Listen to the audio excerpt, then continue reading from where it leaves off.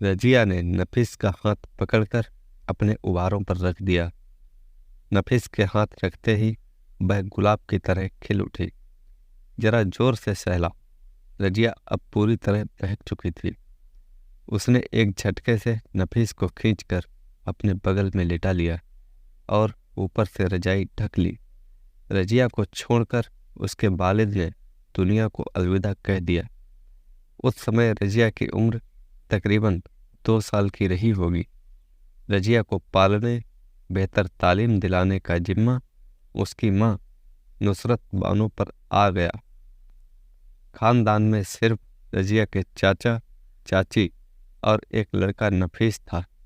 माली हालत बेहतर थी। घर में 2 बच्चों की परवरिश बेहतर ढंग से हो सके, इसका माकूल इंतजाम था।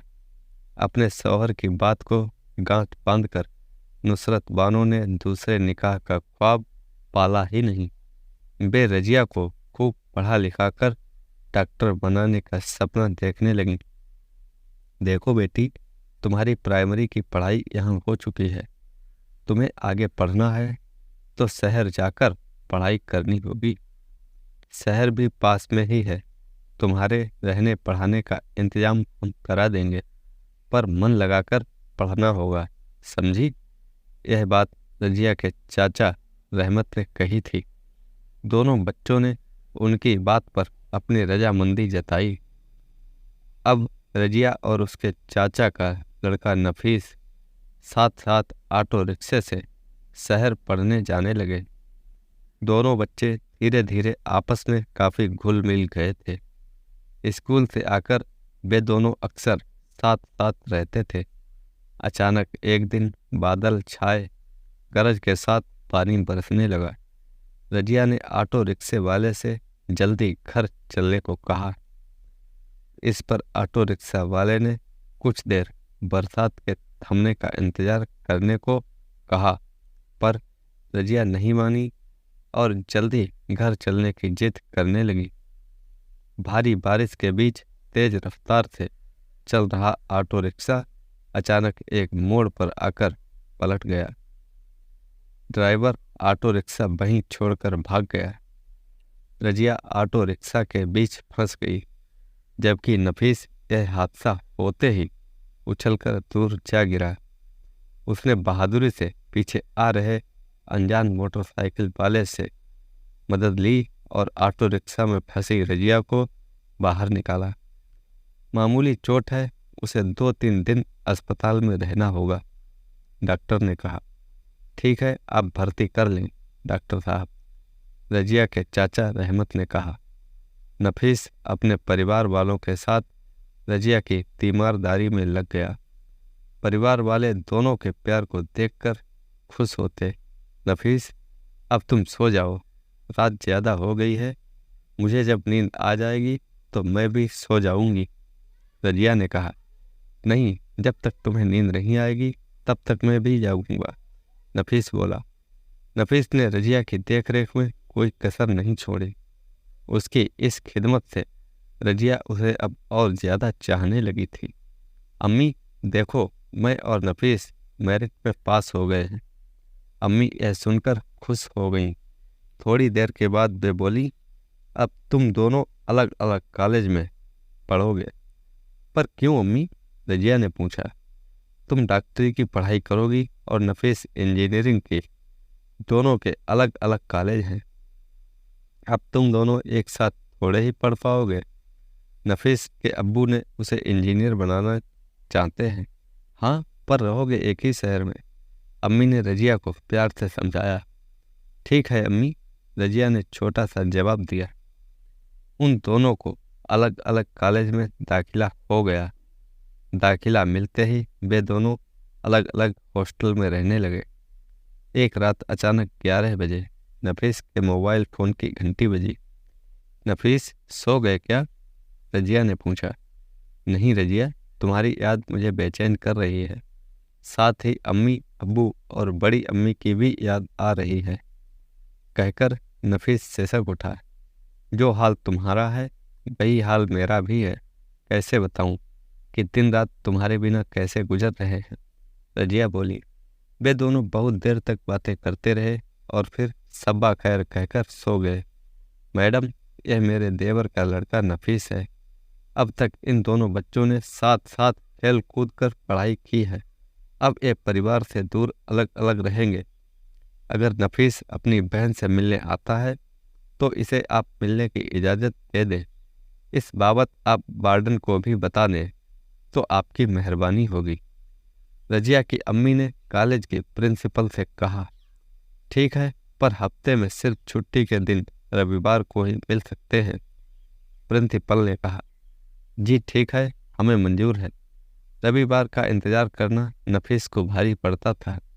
रविवार आते ही वह रजिया से मिलने उसके हॉस्टल मोटरसाइकिल से पहुंच जाता था। वे दोनों घंटों बैठकर बातें करते थे। जाते जाते नफीस हॉस्टल के गेट कीपर को इनाम देना नहीं भूलता था। वह वार्डन को भी तोहफे देता था। एक बार नफीस अपने दोस्त के साथ रजिया से मिलने पहुंचा और बोला, रजिया, यह मेरा दोस्त अमान है। हम दोनों एक ही कमरे में रहते हैं। अच्छा, आप कहाँ के रहने वाले हैं? रजिया ने अमान से पूछा। जी, आपके गांव के पास का। इस तरह नफीस ने अमान का परिचय कराकर उसकी खूब तारीफ की। अब तो अमान भी रजिया से मिलने नफीस के साथ आ जाता था। वे एक दूसरे से इतने घुल मिल गए जैसे बरसों की पहचान हो। रजिया, क्या तुम नफीस को चाहती हो? अमान ने अकेले में रजिया से पूछा। हाँ, कोई शक? रजिया बोली।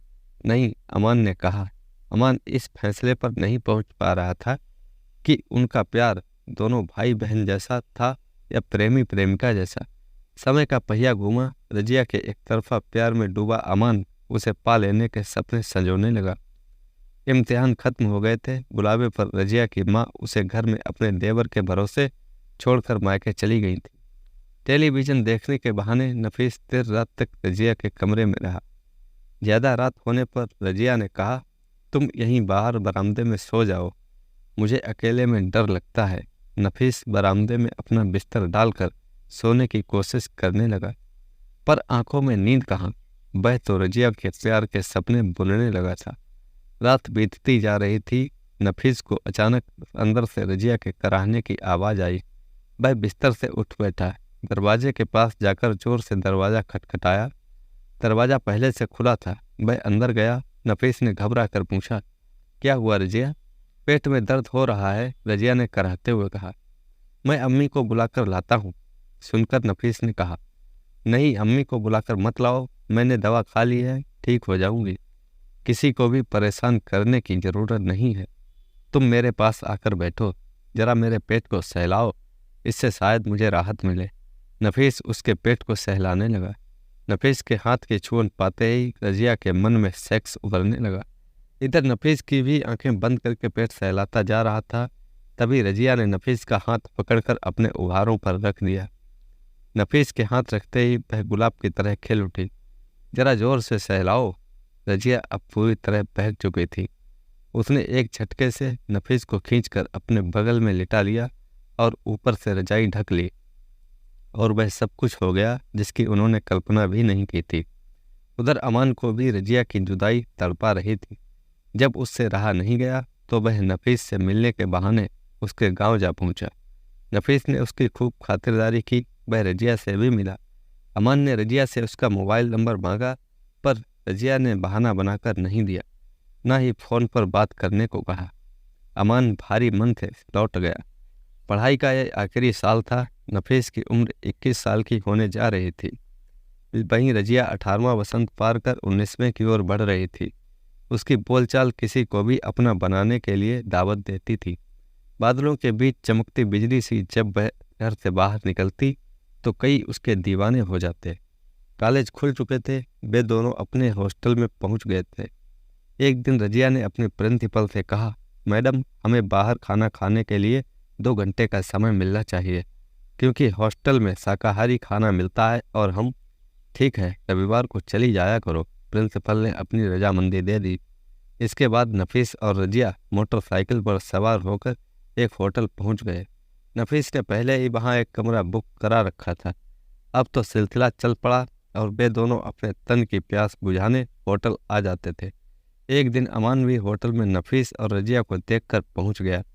मैनेजर, अभी अभी एक लड़का और एक लड़की आपके हॉस्टल में आए हैं। वे किस कमरे में ठहरे हैं? अमान ने पूछा।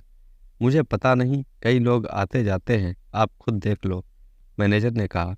अमान ने सारा हॉस्टल देख डाला पर वे उसे कहीं नहीं मिले। अब अमान की जिज्ञासा और बढ़ गई।